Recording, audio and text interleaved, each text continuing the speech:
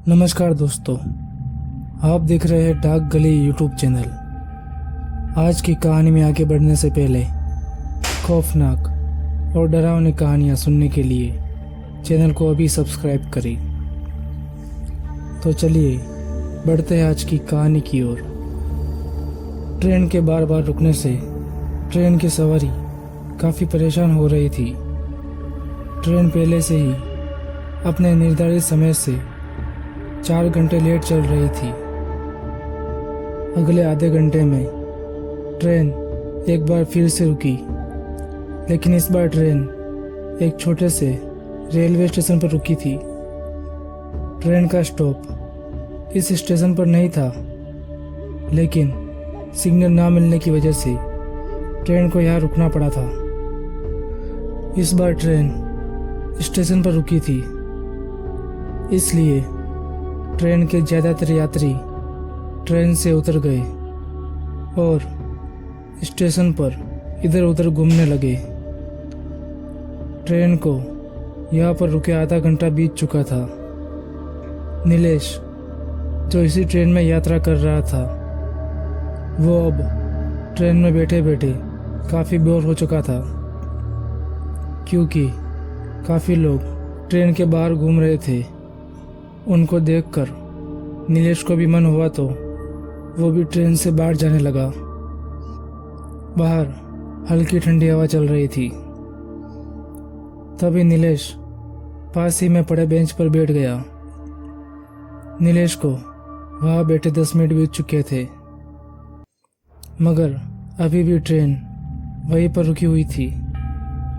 नीलेश पानी पीने के लिए बेंच से उठा और सामने लगे नल की तरफ जाने लगा। नीलेश पानी पी ही रहा था, तभी उसे लगा कि जैसे किसी ने उसका नाम पुकारा हो। नीलेश ने अपने आसपास देखा, लेकिन वहाँ पर कोई भी नहीं था। नीलेश पानी पीकर वापस बेंच की तरफ जा ही रहा था, तभी उसकी नज़र पास ही के एक पेड़ पर पड़ी, जिसके पीछे से एक छोटी बच्ची झांक रही थी। तो नीलेश उस बच्ची को देखकर जरा सा मुस्कुराया।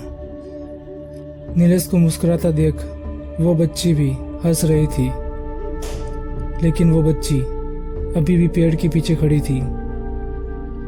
नीलेश ने उस बच्ची को अपनी ओर बुलाया, लेकिन वो बच्ची नहीं आई। नीलेश के 2-3 बार बुलाने पर भी जब वो लड़की नहीं आई तो नीलेश ही उसके पास जाने लगा। नीलेश के उस लड़की के पास जाते ही वो बच्ची कुछ बोली, लेकिन नीलेश को कुछ भी समझ नहीं आया। लेकिन उस बच्ची के इशारे देखकर ऐसा लग रहा था कि जैसे वो नीलेश से कुछ खाने को मांग रही हो। वो बच्ची अभी भी पेड़ के पीछे ही खड़ी थी। तभी नीलेश ने अपने बैग में से बिस्किट निकाला।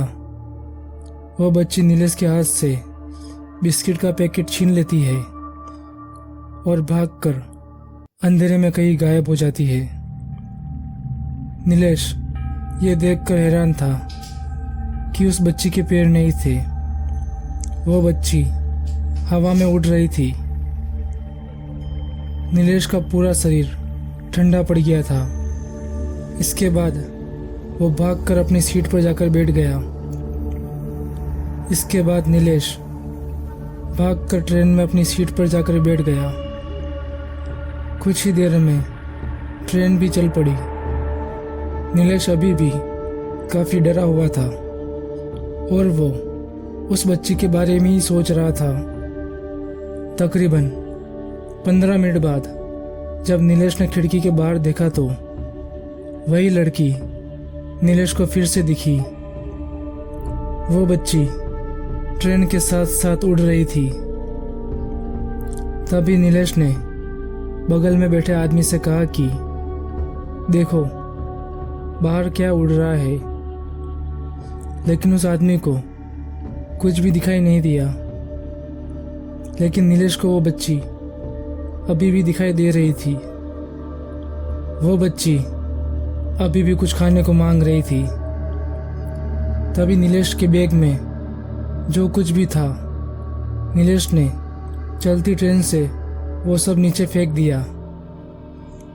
जैसे ही नीलेश ने खाने की चीज़ें नीचे फेंकी, वो बच्ची भी दिखना बंद हो गई थी।